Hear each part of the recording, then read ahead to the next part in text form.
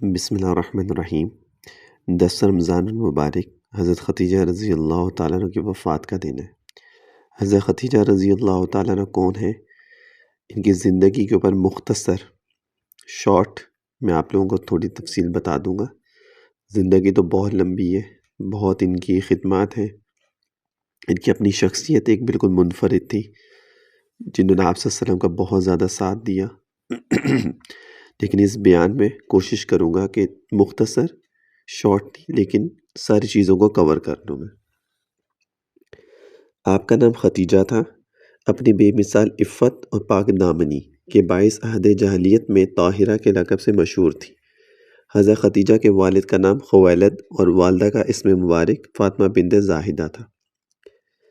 حضرت خدیجہ کا سلسلہ نسب یہ ہے: خدیجہ بنت خویلد بن اسعد بن عبد العزیٰ بن قصہ کے مقام پر حضرت خدیجہ آپ صلی اللہ علیہ وآلہ وسلم کے نسب کے ساتھ مل جاتی ہیں۔ آپ رضی اللہ تعالیٰ کے والد خویلد اپنے قبیلے میں ممتاز حیثیت کے حامل اور مکہ کے امیر ترین لوگوں میں شمار ہوتے تھے۔ حضرت خدیجہ کا نکاح اور اولاد: حضرت خدیجہ کا پہلا نکاح ابو حالہ بن زرارہ تمیمی سے ہوا۔ ان سے ان کے 2 لڑکے پیدا ہوئے جن میں سے ایک کا نام ہند اور دوسرے کا نام حارث تھا۔ ابو حالہ بن زرارہ تمیمی کا جلد ہی انتقال ہو گیا۔ اس کے بعد حضرت خدیجہ نے عتیق بن عابد مخزومی کے نکاح میں آئیں۔ ان سے ایک لڑکی پیدا ہوئی اور اس کا نام بھی ہند تھا۔ اسی مناسبت سے آپ ام ہند کے نام سے بھی پکاری جاتی تھی۔ ام المومنین حضرت خدیجہ کے بیٹے ہند اولین اسلام لانے والے لوگوں میں سے تھے۔ آپ اسلام کے لیے لڑی جانے والی جنگوں میں حصہ لیتے رہے۔ حضرت علی کے ساتھ جنگ جمل میں شریک رہے اور شہید ہوئے۔ ایک کامیاب تاجرہ، آپ تجارت کرتی تھی، بزنس مین عورت تھی۔ حضرت خدیجہ مکہ میں کامیاب اور امیر ترین تاجرہ تھی، رحم دلی، غریب پروری اور سخاوت کا پیکر تھی۔ حضرت ابن اسحاق رضی اللہ تعالیٰ عنہ سے روایت ہے کہ حضرت خدیجہ کا شمار مکہ مکرمہ کی معزز ترین اور مالدار خواتین میں ہوتا تھا۔ حضرت خدیجہ رضی اللہ تعالیٰ عنہ اپنے تجارتی مال مکہ مکرمہ سے باہر بھیجا کرتی تھی۔ جتنا سامان تجارت سارے اہل قافلہ کا ہوتا، اس کے برابر مال تجارت تنہا حضرت خدیجہ کا ہوتا تھا، یعنی اچھی خاصی بزنس مین تھی، کوئی چھوٹی موٹی نہیں تھی۔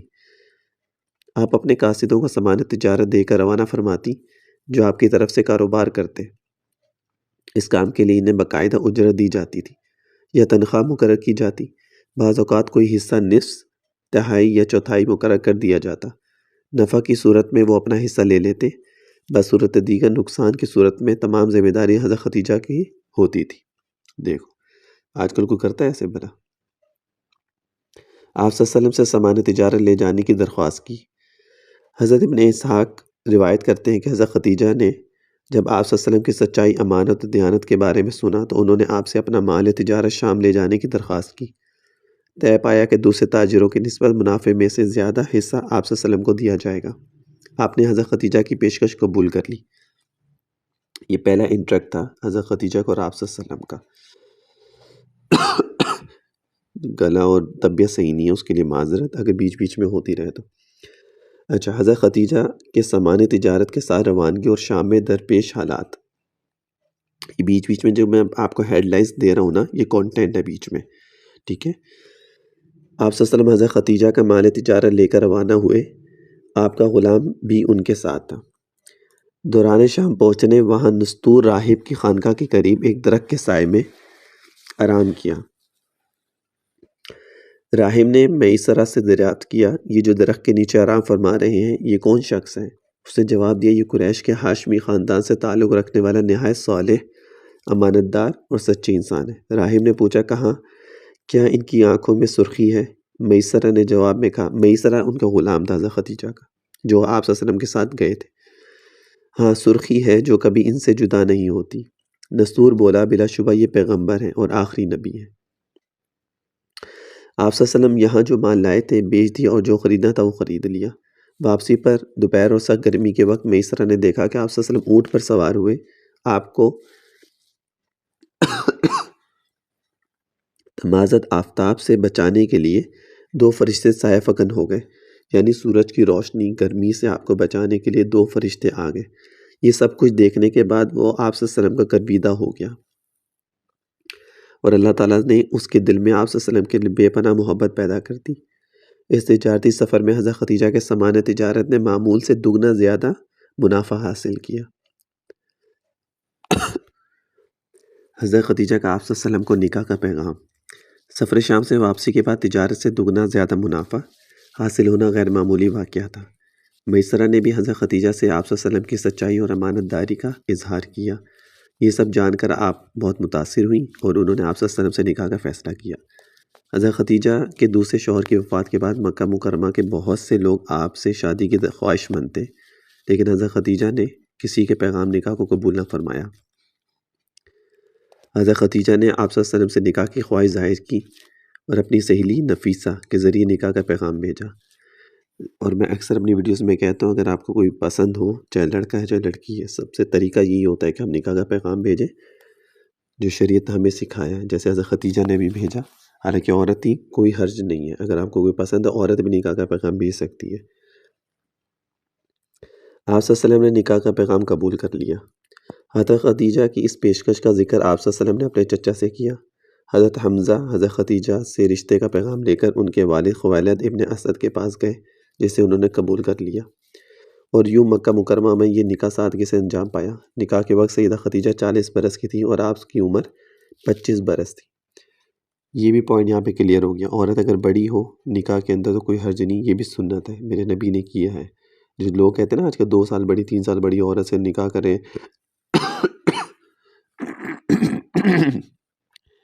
چھوٹی عورت سے لڑکی سے نکاح کرنا چاہیے، لوگ وہ ڈھونڈتے ہیں، ایسا نہیں ہے، ٹھیک ہے؟ اگر ایسا ہی ہوتا تو آپ صلی اللہ علیہ وسلم اپنے سے 15 سال بڑی عورت سے نکاح نہیں کرتے۔ آپ صلی اللہ علیہ وسلم پر پہلی وحی اور حضرت خدیجہ کی دلجوئی۔ آپ صلی اللہ علیہ وسلم جب 40 برس کے تھے تو غار حرا میں حضرت جبرائیل علیہ السلام کی طرف سے پہلی وحی لے کر آئے، جو سورہ علق کی ابتدائی چند آیات پر مشتمل تھی۔ عرض کیا اقرأ بسم ربک الذی خلق خلق الانسان من علق اقرأ وربک الاکرم الذی علم بالقلم علم الانسان ما لم یعلم۔ پڑھیے اپنے اس رب کے نام سے جس نے پیدا کیا جمے ہوئے خون کے ایک لوتھڑے سے، انسان کی تخلیق کی۔ پڑھیے اور آپ کا رب بہت کریم ہے، جس نے قلم کے ذریعے سے علم سکھایا اور انسان کو وہ کچھ سکھایا ہے جو وہ نہیں جانتا تھا۔ آپ جب گھر لوٹے تو آپ کا قلب مبارک نہایت مضطرب تھا۔ نبی نے حضرت خدیجہ سے تمام احوال بیان فرمایا۔ آپ نے ان سے چادر اڑا دینے کے لیے کہا۔ اس موقع پر حضرت خدیجہ نے ان الفاظ میں آپ سے دلجوئی فرمائی: آپ کو کس بات کا ڈر ہو سکتا ہے؟ اللہ تعالیٰ آپ کو ہر ایک مشقت سے بچا لے گا۔ بے شک آپ صلہ رحمی کرتے ہیں، قرابت داروں اور رشتہ داروں سے عمدہ سلوک کرتے ہیں، بے کسوں کی دستگیری فرماتے ہیں، مہمان نواز ہیں اور مصیبت زدہ لوگوں کی مدد کرنے والے ہیں۔ آپ صلی اللہ علیہ وسلم کی حضرت خدیجہ سے اولاد۔ آپ صلی اللہ علیہ وسلم کی تمام اولاد سوائے بیٹے حضرت ابراہیم کی حضرت خدیجہ سے ہیں۔ حضرت عبداللہ بن عباس کے مطابق آپ صلی اللہ علیہ وسلم کے پہلے فرزند قاسم رضی اللہ تعالیٰ عنہ، جو اعلان نبوت سے پہلے مکہ مکرمہ میں پیدا ہوئے تھے، آپ صلی اللہ علیہ وسلم ان کے نام سے ہی کنیت رکھتے تھے، یعنی ابو القاسم۔ ان کے بعد حضرت زینب، پھر حضرت بی بی رقیہ، اس کے بعد حضرت ام کلثوم، اور پھر آپ صلی اللہ علیہ وسلم کی چھوٹی شہزادی خاتون جنت حضرت سیدہ فاطمہ رضی اللہ تعالیٰ عنہ پیدا ہوئی، جس کا آج کل لوگ جو ہیں وہ سب اولادوں کا انکار کرتے ہیں، صرف ایک بیٹی تھی اور کوئی نہیں تھا۔ اعلان نبوت کے بعد ایک اور فرزند عبداللہ پیدا ہوئے، جن کا لقب طیب اور طاہر تھا۔ عبداللہ بھی کم سنی میں انتقال فرما گئے۔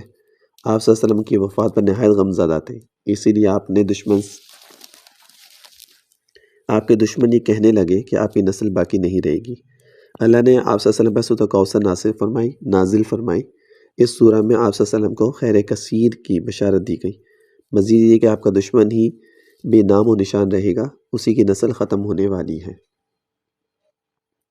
حضرت خدیجہ پہلی مسلمان خاتون۔ حضرت سیدہ خدیجہ وہ پہلی عظیم خاتون ہے جنہوں نے آپ صلی اللہ علیہ وسلم کی تصدیق کی اور اپنا تمام مال اللہ کی رضا کی خاطر اسلام کے لیے خرچ کیا۔ حضرت عائشہ کا حضرت خدیجہ کے بارے میں بیان۔ حضرت سیدہ عائشہ حضرت خدیجہ کے بارے میں بیان کرتی ہیں: میں نے آپ صلی اللہ علیہ وسلم کے ازواج مطہرات میں سے کسی پر اتنا رشک نہ کیا جتنا خدیجہ رضی اللہ تعالیٰ عنہ پر کیا، حالانکہ میں نے انہیں نہیں دیکھا تھا۔ آپ صلی اللہ علیہ وسلم ان کا بہت ذکر خیر فرماتے تھے۔ جب جانور ذبح فرماتے اس سے حضرت خدیجہ کی سہیلیوں کو بھیجتے تھے۔ جب کبھی میں آپ صلی اللہ علیہ وسلم سے عرض کرتی کہ گویا حضرت خدیجہ کے سوا دنیا میں کوئی عورت ہی نہ تھی، تو آپ صلی اللہ علیہ وسلم فرماتے وہ ایسی تھی اور ان سے میری اولاد ہوئی، یعنی آپ صلی اللہ علیہ وسلم کو بہت زیادہ محبت تھی۔ شیب ابی طالب میں 3 سال تک محصوری کے دوران جب مسلمانوں پر عرصہ حیات تنگ رہا، حضرت خدیجہ نے ثابت قدمی کے ساتھ ان تکالیف کو برداشت کیا۔